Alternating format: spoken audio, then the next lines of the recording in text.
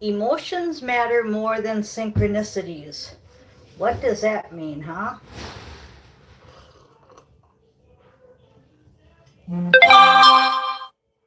Well, Astro gave me a couple things to tell you about that title.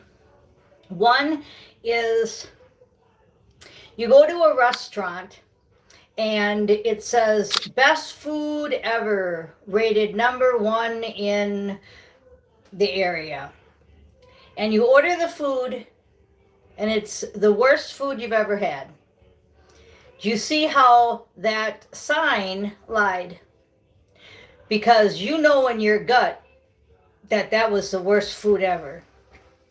So what I'm trying to get here is that synchronicities, oh, he's got the perfect job, he's got the perfect house, the perfect car, he's gorgeous. But when I'm around him, I get a really weird feeling. My intuition tells me there's something more to this picture. Well, you don't need to go out with them to find out. Okay, go by your intuition.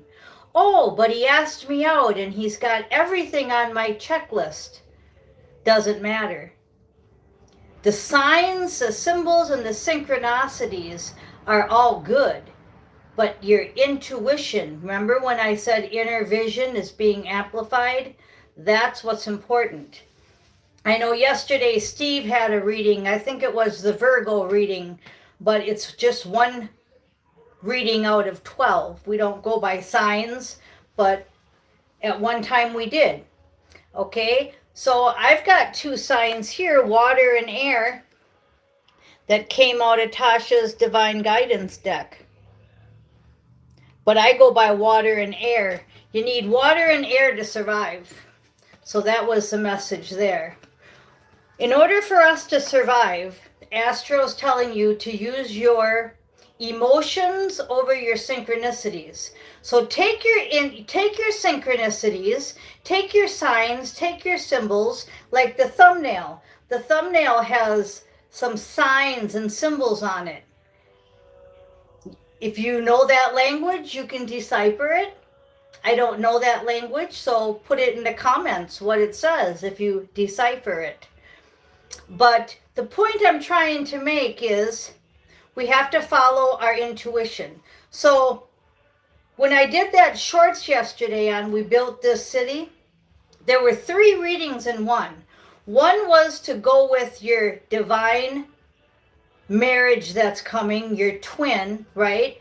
And it was the Emperor and the Empress, and they had the same eyes, they looked the same, they acted the same. They didn't get those weird feelings. They got good feelings when they were together.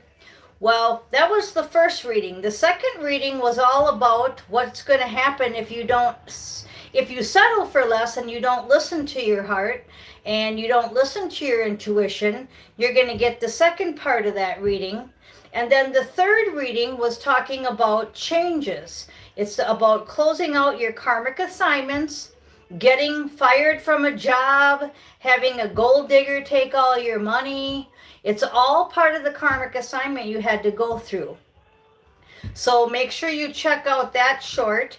And then that was only 60 seconds and it was filled with 3 readings. Then we have the last reading by Oren. I save a lot of his music on my playlist, so you might want to check out the playlist. And that song there talked about an empress and being gentle with yourself. Okay? And they wanted me to read out of the book from St. Michael. It says, "Be gentle with yourself. Archangel Michael is guiding you towards honoring your sensitivity." Now, Oren's songs are very, very hit a nerve. He was very deeply hurt, you can tell. So, emotionally and physically, you've been pushing yourself too hard while often berating yourself for imperfections, which are in your imagination. This card serves as a reminder that you're doing the best you can in the circumstances that you're dealing with. So give yourself a break, slow down, and be good to yourself. So be gentle with yourself. Under that is self-respect. Only you can give yourself respect. Under that is focus upon divine and perfect health. And he told you that the last time he talked. Now he says you're going towards eternal love. So don't settle for less. This is who you want right here. The Empress. Not this one. Okay? You see the difference there? You got a negative. You've got, it says black magic spell work, sending negative energy. And then you've got the Empress. So if you can stay in your Empress mode, eternal love is what you're waiting for. You're not going to settle for less. So that goes right back to that emotions matter more than the synchronicities. How you feel inside is going to tell you whether the situation, the job, the family member, whoever these karmic third parties are, you're going to feel it. And what's going to happen if you if you use that intuition is a tower moment for them. But if you lose your intuition, the tower moment will happen for you. And it says a sudden change and destruction. Then we're going back to being gentle with yourself. You have to be careful you don't fall into that black sheep outcast victim mode. You want to go into the black sheep outcast Empress mode, where you kick some ass and take some names, okay? Then we're going to go back to the red flags. You're going to get flags. You're going to get warnings. You're going to know. That was also in the shorts. It talked about red flag warning, okay?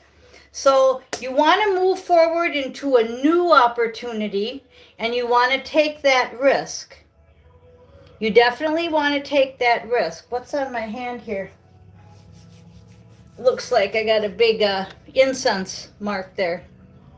So you want to definitely move into the new and take the risk, but you've got to follow the heart. You've got to listen to your intuition. The spidey senses are amplified. Now, what we're looking for is that 7 of candles. We're looking for that deception. Okay? This is going to be, I want you to look up David and Goliath, 1 Samuel 17:45. David said to the Philistines, "You with spear and javelin, but I come against you in the name of the Lord." Okay? The God that you defiled. So you know who your spirit team is. You know who your God is, right? You can defeat David the giant. You can defeat any of this stuff that's coming at you with your spirit team and you. Stay in your Empress mode, okay? So we've got the 7 of candles, which is the 7 of swords. 1 Samuel 17:45, the story of David and Goliath, okay? Now, we're going to go ahead and take a few more cards from St. Michael. He says, pay attention to the astro and believe and trust. Okay, so that's his 2 final words. And what are we trusting in? Perfect and divine health, eternal love, having self-respect, not from others, but from inside, and being gentle with yourself. Okay, we're getting rid of the deceptions and the lies. Even though we may be little and he may be big, that's really just your imagination, because really God is more bigger than the devil. So we've got the Empress again, and then we have the 4 grains sitting here. So I don't know how it got knocked down, but let's see what it says. It says 4 of Pentacles, the parable of the rich fool. Luke chapter 12:15. Then he said to them, Watch out, be on your guard against all kinds of greed. Life does not consist in an abundance of possessions. Now, I love this because this goes right along with the third reading in that shorts where it said there's a gold digger and a narcissist. It was a karmic assignment and you lost your job over it, or you could have quit your job over it, or this is all future. Okay, so we've got the Four of Grains. Abundance is not about possessions. Okay, so we're going to go ahead and end it there. I'll just pick one more here. We have guided toward your destined place.